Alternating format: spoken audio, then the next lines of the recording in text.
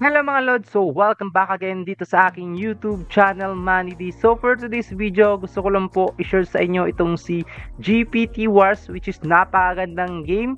Okay, napakaganda ng graphics at meron silang upcoming this 23rd na TGA sa kanilang official token. Okay, so make sure na i-watch mo itong full video dahil meron po mga benefits yung mga mag-hold ng kanilang mismong token.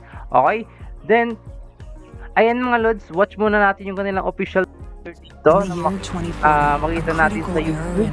Okay? Designed to protect us, now the robots chose eradication. Only 1% of humanity remains. We are the resistance, fighting back against the robotic forces.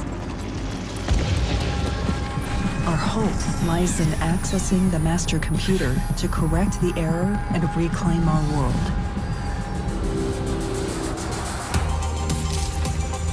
The Resistance's mission is clear: infiltrate, survive, and restore balance. The stakes couldn't be higher. The future of humanity depends on you. Join the Resistance. The final battle is coming. So ayun po yung kanilang official trailer dito mga Lods. Okay, so napakaganda talaga ng game na ito. Makikita naman po natin yung sa kanilang official trailer pa lang sa graphics, ganun po mga Lods.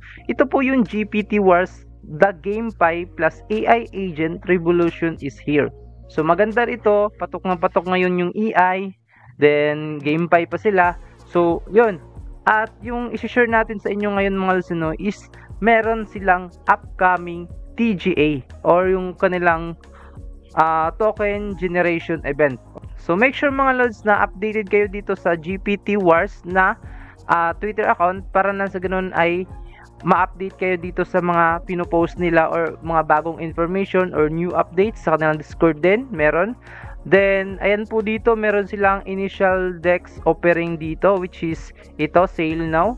Pero dito mga Lods is need nyo po mag KYC. So ayan, kung gusto po makapag-participate na kaagad, need nyo po mag-KYC at mag-participate dito. Then, meron naman po silang upcoming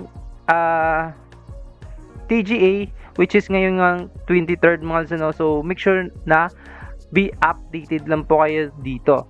So, then, ito po yung pakita ko sa inyo kung magkano po yung or ano po yung makukuha nyo po na rewards sa pag-hold ng kanilang token. So ito na po mga Lods yung makukuha nyo po na rewards sa pagbabuy and hold ng kanilang GPTW na token. Okay, so dito po sa 10,000 na ma-hold nyo po na GPTW, magkakaroon kayo ng starter AI agent NFT. Meron silang elite and AI NFT. Then meron silang legendary AI agent NFT sa 200,000 na hold nyo po ng GPTW token. So make sure na naka-hold yan sa non-custodial wallet at yung ano nila NFT nila dito is base. Okay? Naka-base po siya. Make sure din po na naka-hold po yun ng 24 hours sa inyong mga wallet para sa ganun ay maging eligible po kayo. Okay, so the future of gaming GPT Wars brings AI integration and autonomous AI player EIP to life. So ito po yung what are autonomous AI players EIP. Yan po dito, mayroon silang play the game for you. So adapt your strategy, train and complete. So ayan, meron silang personalized experience, scalability, then NFT. Okay, so what this matter for GameFi. So for gamers, for ecosystem. So paki-read na lang po ng article na nasa kanilang Twitter para sa ganun ay mas malinawan din po kayo sa kanilang mismong game. So which is nandito naman po.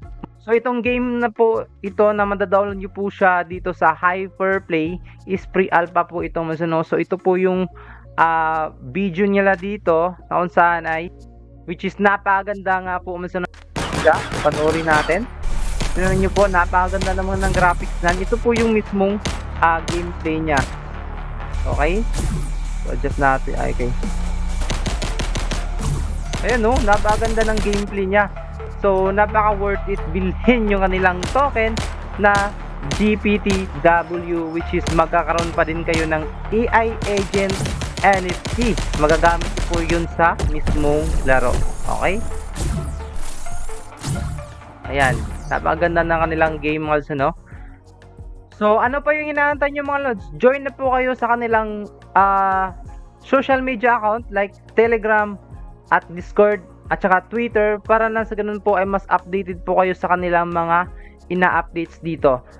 Then ayan po mga no, sa mga nagtatanong po kung magkano po yung magagastos nyo po sa pag-hold ng GPTW para makapag-earn ng NFT or start or yung AI NFT nila, ay dito po sa 1,000 or starter AI NFT is nagkakalaga po ng 50 USD. Then dito naman sa 50,000 is 250.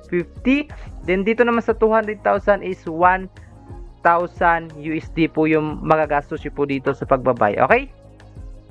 So yun lang po yung video natin for today mga no. I hope na nakatulong tong video sa inyo. At saka punta lang kayo sa kanilang white paper at magbasa din po kayo ng mga whole information about sa kanila.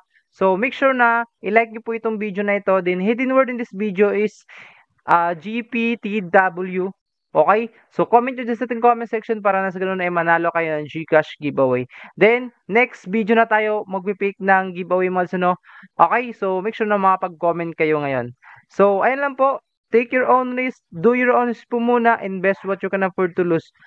Yun lang po. God bless.